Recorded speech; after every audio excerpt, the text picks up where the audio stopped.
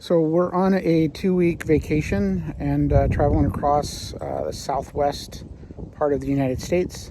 We're trying something different this year, something we haven't done yet, and that's camping off of the motorcycle. So I've had to do some changes to the organization and what we pack. I have a previous video where we talk about packing naked and making sure everything we ever wear is on the bike before we even get going. So anyway, check that one out. But the thing I wanted to talk about today is how I packed the bike for tent camping. So let's go ahead and walk through that. I'm going to show you the tour pack. That's really the only relevant area, but we'll talk through it. So let's go ahead and get going on that video. So you can see on the top there is a waterproof bag. I'll talk about that here in a minute. It's a 55 liter, I think, and it just holds a couple things in there just to give myself a little bit extra room, because when you're tent camping, you've got a lot of other things that you normally wouldn't bring. So we'll open that here in a minute. I'll take it off, and then we can talk about what's in that, and we can talk about what's in the tour pack next. Yeah. Before I remove the pack completely, you saw there was a net on top, but I also want to point out that there's a D-ring to also help secure it down. So I've got two methods for making sure that I don't lose the pack. Okay, so this is the contents of the tour pack. I've got 2 sleeping bags. I'm not going to go through brands. I've got meal. These are dehydrated meals, Mountain House, things like that. I've got this is the tent. It is a Marmot 3-person tent. Again, I don't really care about the brand, but I did a 3-person tent. There's the tent pegs and the poles. This is the fly, and then a way to cook the food, right? And then, and this one right here, this is basically the tent floor. It goes underneath the tent, and then the pegs are in there as well. So it's really bare bones. There's not a whole lot to it, but it provides the essentials. So place to sleep, cover, and meals. So that is really the extent of it.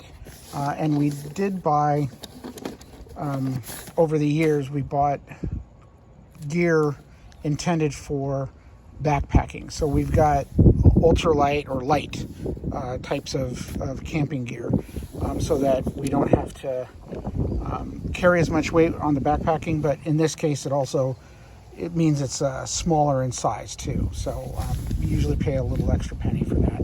But we figured what we bought made a lot of sense to put on the motorcycle as well, rather than find something that might have been cheaper and then have struggle with the storage. So, all right, so that's what's in the tour pack. Let me go ahead and talk about what's in the green weatherproof bag. Okay, so I pulled out half of the contents of the green bag, which is really just, there's 2 foam pads for underneath the sleeping bags, and then we have 2 camping chairs. The total weight of the pads plus the 2 pads plus the 2 chairs and the bag is 7 pounds. So that meets our capacity weight minimum or maximum for on top of the tour pack. So we just kept it light as what makes sense, and we just have a couple items in there that we wanted to bring anyway. So it just made sense to put the lighter stuff in that bag that we needed to bring, and it works out great so far. Now, we haven't actually camped on the motorcycle yet with this gear, but we've used all the gear camping before, so none of this is new to us. So that's a key element. It's all been tested, and it's all something that we're comfortable with and know how it works and know it will work. So that's the content of the tour pack and the bag on top of the tour pack. So let me talk in general about the way the bike handles and some other concepts of packing. Okay, so a few extra words. The number one thing that we focused on for this trip is that we needed to be as light as possible, which is why we picked the lightest gear that we had.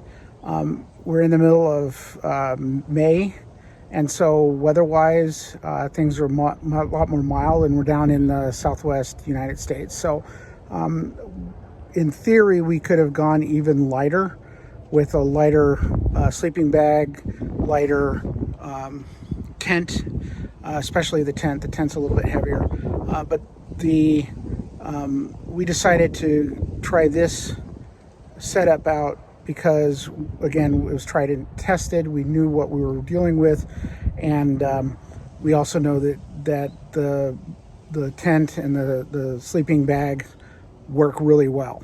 The tent is actually a 4-season tent. Part of the reason why it's important for us to make sure that it works on the motorcycle is we're going to be at Sturgis in August, which is a hot part, but the winds are nuts up there, and so we wanted to make sure that our 4-season tent, which is designed to be able to handle high winds, went with us. So that's why we did that. And it's a 3-person tent because we also found when we were backpacking that having a 3-person for 2 people is a lot more comfortable than having a 2-person for 2 people.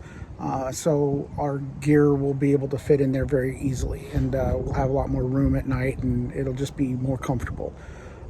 So there's that. The other thing too to keep in mind is the weight on the bike. So we're 2 up, as you guys know, and so we've got 2 passengers, and we got all of my personal gear and then all of my wife's personal gear on the bike, and then we have the motorcycle gear on top of that. And we just finished the Coronado Trail Scenic Bypass, and that was nutso.